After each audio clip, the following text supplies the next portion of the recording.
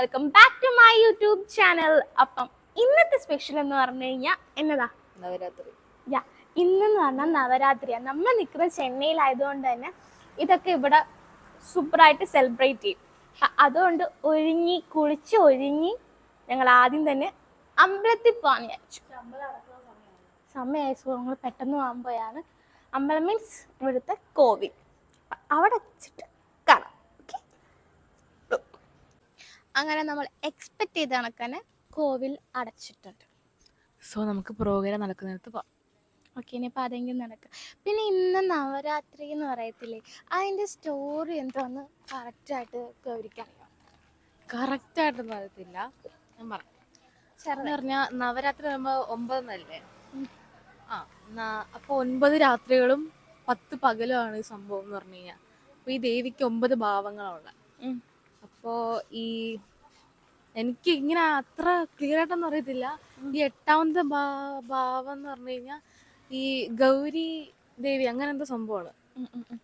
അപ്പോൾ അതിനിങ്ങനെ തപസ്സിരിക്കുമ്പോൾ, ശിവന് തപസ്സിരിക്കുമ്പോൾ പുള്ളിക്കാരത്തിയുടെ ദേഹത്ത് ഫുള്ള് പൊടിയാവും.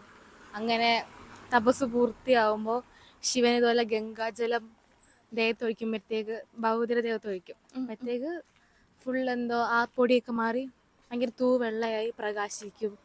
അങ്ങനെ സംതിങ് അങ്ങനെ എന്തോ ആണ് സ്റ്റോറി. അതാണ് 9 ഭാവങ്ങളുണ്ട് ആ ഭഗവതിക്ക്. ഓക്കെ, ദേവി അങ്ങനെ അതാണ് നമ്മൾ നവരാത്രി ഇങ്ങനെ പറയുന്നത്. കേരളത്തിൽ അതിന് വിജയദശമി എന്നാണ് അതിന് പറയുന്നത് തോന്നുന്നു, നമ്മളിവിടെ ആഘോഷിക്കുന്നതിന്.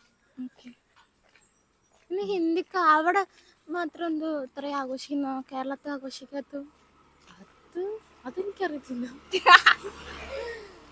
ഇപ്പൊ നമുക്ക് ആഘോഷിക്കാം. അപ്പൊ ഞങ്ങള് ആ പരിപാടി നടക്കുന്ന ഇടത്തോട്ട് ചെന്നിട്ട് ബാക്കി കാണാം. ഓക്കെ, കൊള്ളാം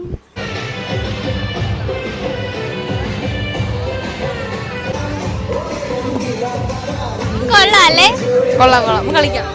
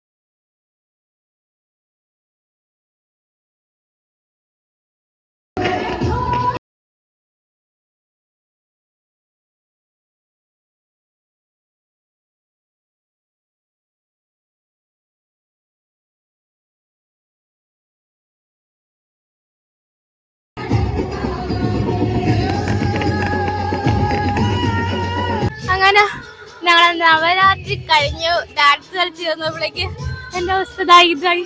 ഞങ്ങൾ എല്ലാവരും ടയേർഡായിട്ടുണ്ട് കേട്ടോ. അപ്പം ഇന്നത്തേക്ക് എന്തായാലും ഇത്രയും മതി.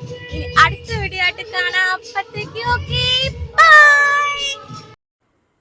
Hello guys, welcome back to my YouTube എന്റെ ചാനൽ. അയ്യോ നീ ഇടല്ലേ, ശേഷി ബോറ.